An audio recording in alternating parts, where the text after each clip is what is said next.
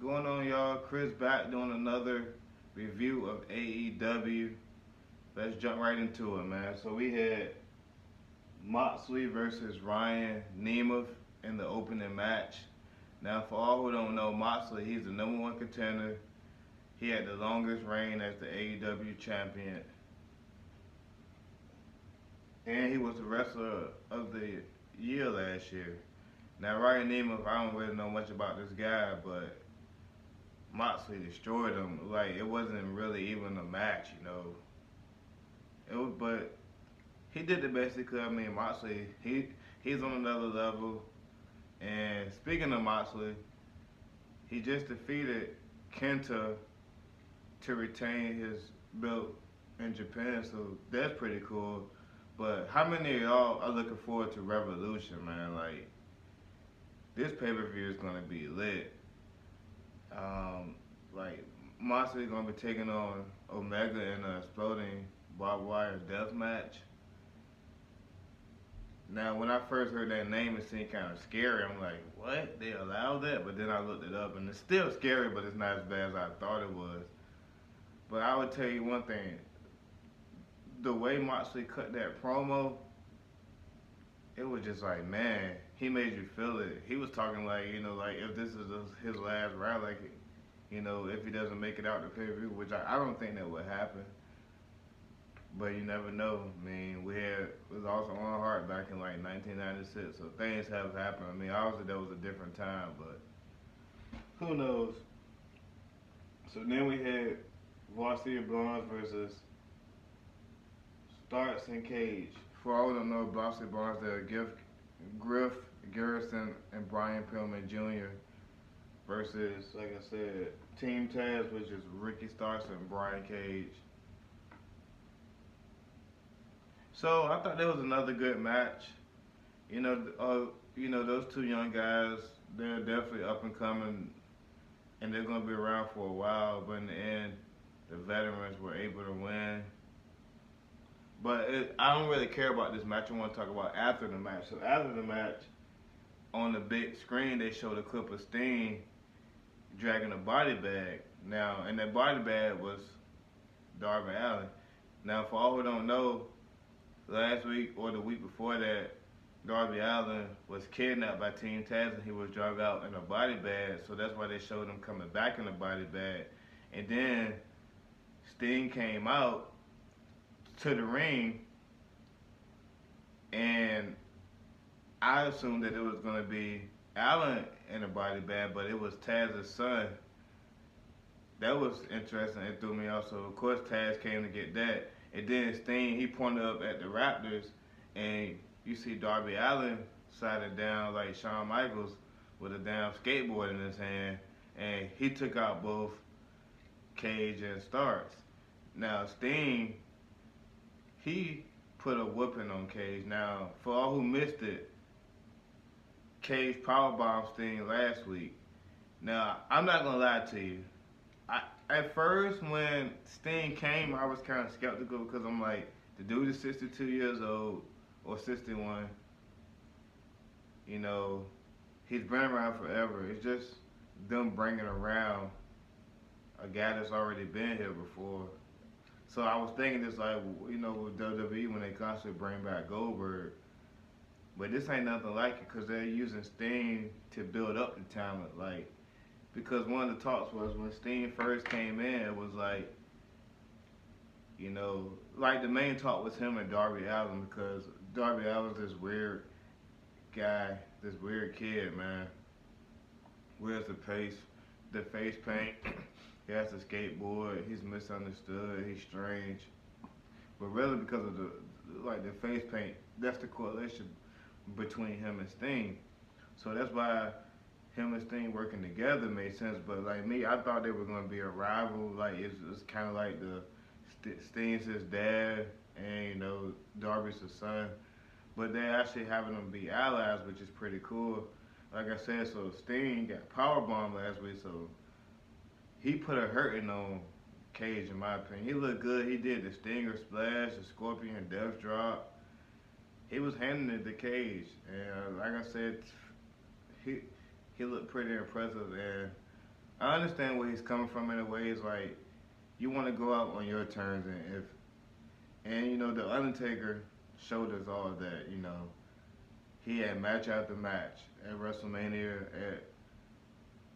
at the pay per view, and I can't think of the name of in Saudi Arabia. You know, he had bad matches with Diaz and stuff, and he had a bad match with Goldberg. So I understand Steen want to go out the same way because the Undertaker was the same as that way, and now he went out last year after he had this boneyard match with AJ, so that was pretty cool. So yeah, so come Revolution, this is gonna be another good match right here. Another good feud is gonna be Sting and Darby Allin in the street fight versus Team Taz. I'm not sure which two members there are gonna be. It's probably gonna be Cage and Starks because his son is still training, Taz's son. And then we haven't seen Will Hobbs on TV in a while. This virus is fucking up a lot of shit. So it's gonna be interesting to see how they do that.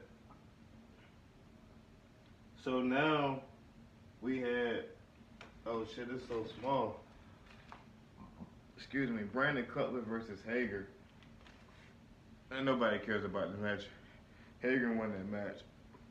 So now I don't really watch AEW on YouTube, but I'm gonna be watching it Sunday because they're gonna have Rio versus Thunder Rosa. But I was on Facebook and I was looking at one of my AEW groups, and they were talking about how that this match should have been the one that was on TV versus that match. Who's this guy? Brandon Cutler and Hager. So I never really heard of Cutler. And that's kind of upsetting because they were talking about somehow AEW has it so that they're only allowed to have one women's match on TV. Tony Khan has done a lot of right things, but to me, that ain't right. Because their women actually be wrestling. Their women be putting on shows. And that's not to take a knock at WWE or nothing, but I look forward to seeing their women matches. And I was like, I have to go to YouTube to watch this great match. And whoever wins this match is going to be in the finals, I believe. It might be one more round, I could be wrong, but we'll get into that later on. So now they showed the stuff with the Young Bucks and coming in, and they took a picture with their dad and their mom was there. And anyway, the Young Bucks came to the ring, called out Jericho and them. So let me back up a week before I start. So last week, Jericho got in the Young Bucks' dad's face, and his dad retaliated. He pushed him, you know. It's part of the storyline.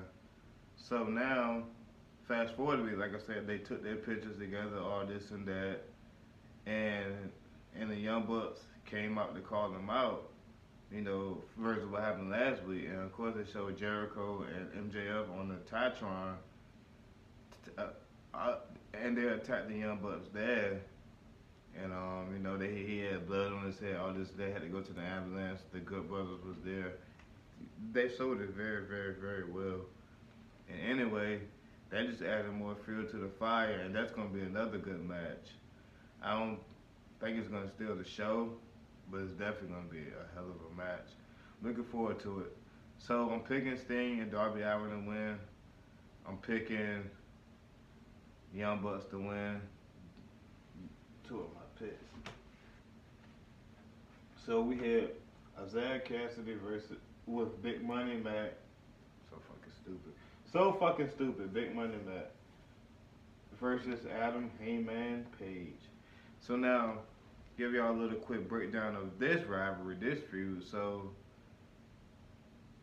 I guess Matt Hardy's last gimmick failed, so they made him want to be Big Money Mac. So he signed primetime players and he took 30% of their contract.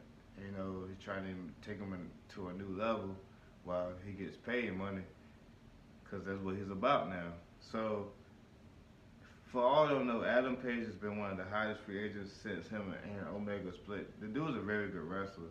His problem is, I think he drinks too much. But other than that, He's a very good fucking wrestler. Like he's got everything. He's athletic. He's got power. He's got agility. You know what I'm saying? He's a total package. Nevertheless, he's one of the hottest free agents. So Matt Hardy was been working towards trying to sign him. You know, because they have a relationship together that spans over 10 years, and they're both some Carolina boys.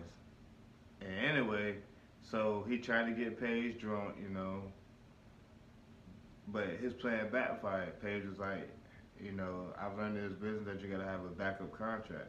So the contract that Matt signed was for him, not Matt signed, the contract that Paige signed was for him to take on Matt in a match where the winner, where he would get a quarter of Matt's income. So following the next week, Matt said, yeah, I'm fine, okay, I'll do the match, but you gotta put up your money as well. So he said, okay, I'll do that. Then they had him attack, and he had TH2 and Cassidy attack him, and he put a $3,700 bounty on his head, you know, following his big money gimmick.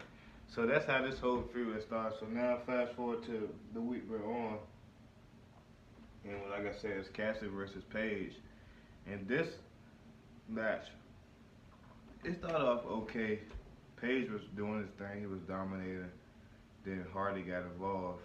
And once Hardy got involved, that allowed Cassidy to really gain the upper hand and make it more of a match than what it should have been. Because I thought that Paige was just going to dominate and win, but that wasn't the case. This actually turned out to be a very, very good match, and I thought Paige was going to lose. But in the end, Paige was able to win. Dark Order came out to even up the numbers and give him a chance. Thankful for that, because I'm tired of Matt Hardy in his role. So next after that, we had the semi-finals Women's World Championship eliminated. It's just like I was saying. Now, it's going to be a Thunder Rose versus Rio. That, like I said, and that's going to be on Sunday at 7 on YouTube. So that means that we have this match. So it was a semifinal. So my apologies to y'all for earlier.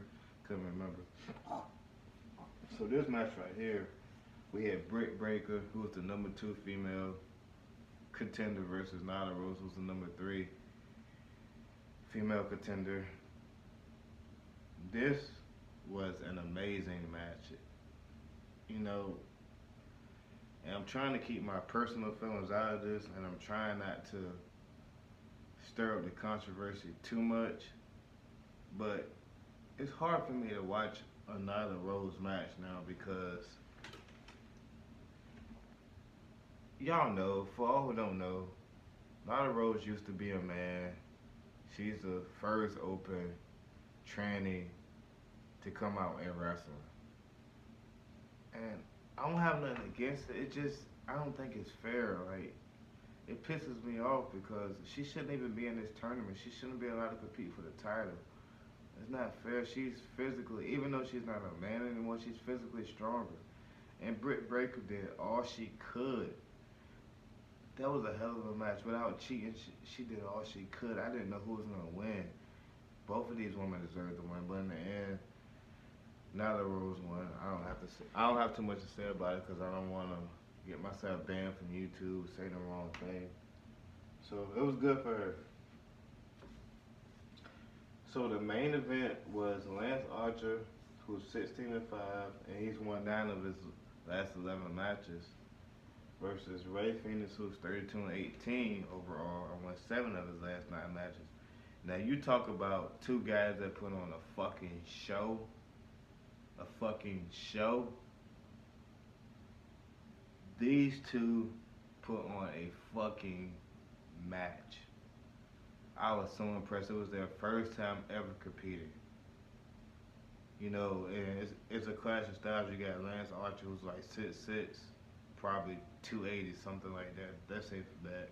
Versus Ray Phoenix, who's probably like 6 feet, 150, 170, whatever. Man, these 2 put on the show. That Ray Phoenix, he never ceases to amaze me. He's always doing something. Flying, acrobatic. He's always doing something that's so amazing. Now Archer, he's a very good big man himself. He's got all the tools to be. Both of them have all the tools to be a challenger day, but the one tool that Archer has that's a game changer is that power. And of course, he got crazy ass Jake the Snake backing him, but that power game is something else. And he's also quite athletic. He's got like the Undertaker thing where he walks the top rope and then he jumps off and does a backflip. So it's gonna be interesting to see if one of those two can maybe get a title shot down the road, be a champion. I think they can have a long, successful run. Speaking of champs, who do y'all think is gonna take the title from Omega? I would like for it to be Moxley, but I don't know if I don't know if they want Moxley to win the title yet. I remember I watched the match where they fought sometime last year. I think it was on Dark. Not sure, but it was a crazy ass match. It was that unsanctioned match. I believe Moxley won that match. That was fucking crazy. So that's gonna be interesting to see what happens. I can't wait for Revolution, man. I'm looking forward to it. I don't know all the matches or I would give my picks, but I know it's gonna be an interesting pay-per-view. Now on the other hand, I wanna talk about NXT real fast. I just watched that. So we had Gargano versus Loomis. Now, like, this storyline is weird, but anything with Loomis is going to be weird. Loomis, he kidnapped Austin Theory last week, and he's been a thorn in their side for a while now. So anyway, this was a match. It wasn't for the title. It was a really good match. Theory wanted to get a Gargano tried to cheat and have Theory get involved in the match, but Theory didn't want to hit him. He didn't want to hit him with the steel chair, and then Indy Hartwell, she kind of said that she thought he was cute, so maybe like the tides are turning, like they're like gonna break up the way. I don't know, but it was a good match, and in the end, Loomis won, so he probably earned himself a future title shot.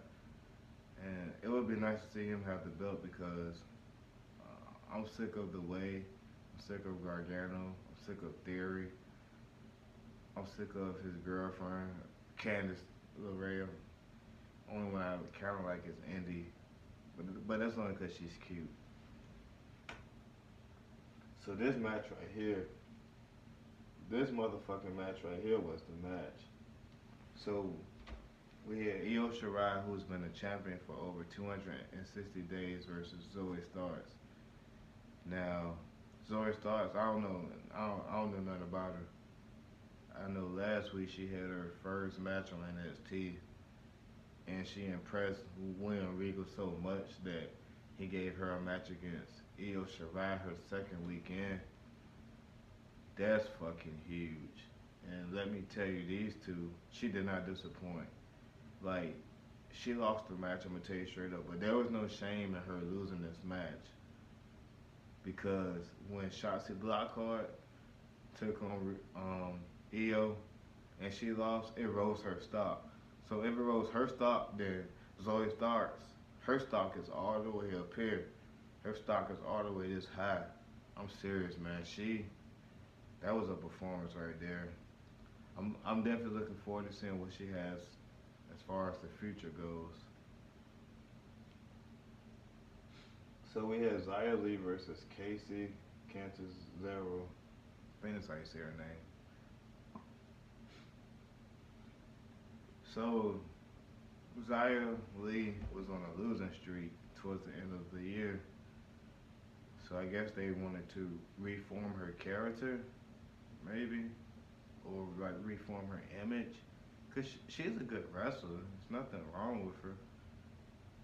But since she's been back, she's been very impressive. Now, obviously, the first couple of weeks, for y'all who don't know, she didn't really take on anybody. But she took on, like I said, Casey Cantazzaro this match. Forgive me if I don't know how to say all their names. And this was a very good match. Hard hitting. It was back and forth.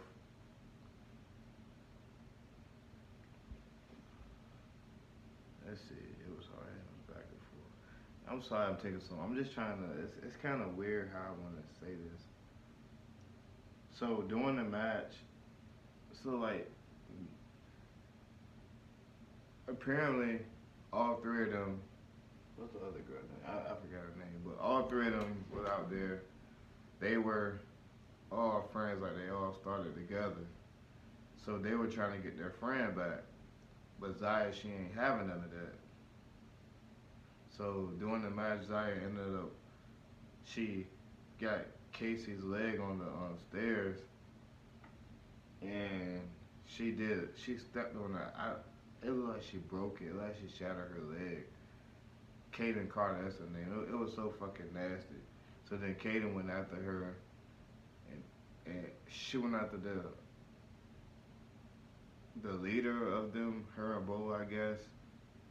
And when that happened, she kicked the girl in the face, and then she said, "Casey, you're next." Zaya won the match. She's been impressive, and like the way she's rolling, she may be the women's champ one day. So we had Drake and Killian Dane versus GYV. GYV won the match. They may have injured one of the guys from MSK, his hand. I'm not really sure. Excuse me. So the last match was Cross versus Santos Escobar in a no DQ match. So apparently Santos made comments about Cross, talking about how he's never been, how he was champ, but when it was time to like defend his title, he couldn't do it. Or he said something about Cross and how he done step up to the plate or something like that. Anyway, Cross didn't take too kind to it. So last week he tried to dodge Cross, and Regal said that, hey, if we do this again, you're not going to be champ anymore. I'm going to strip you. Because Cross isn't a cruiserweight, so they can't fight for the title. But anyway, he had a brilliant game plan. Because Santos, he's been on a good winning streak lately. And, sorry y'all, my heat came on. So, during the match, he pulled up in the truck. He had his two guys outside the ring. And, they ambushed Cross, and it was a 3-on-1 match for a long time. So then Cross, he would neutralize both of the guys, and then it would be a 3-on-1 again. And I actually thought Cross was going to lose because Escobar was in control because he had help from all his guys. But eventually, what would happen would be Cross would take care of them guys to the point where they didn't even get inside the ring no more. Like, because, like they were incapacitated. And then Cross, he took a lot of major blows during that match. The guy's tough, man. Escobar even apparently almost took his shoulder out and he was still able to win. And I tell you one thing, this dude's been undefeated for a few months now. It just got me thinking, who's going to defeat this guy, man? Because is it going to be Finn Balor? He's at the top of his game. I personally would like to see Brock Lesnar take on Cross because Brock's the beast, and he needs a new challenge. And then Cross, he's kind of like a beast in himself. And unlike Brock, he actually wrestles. So it would be interesting to see if that would happen, how it would happen. I doubt it. But then, is he going to take on Drew, Roman?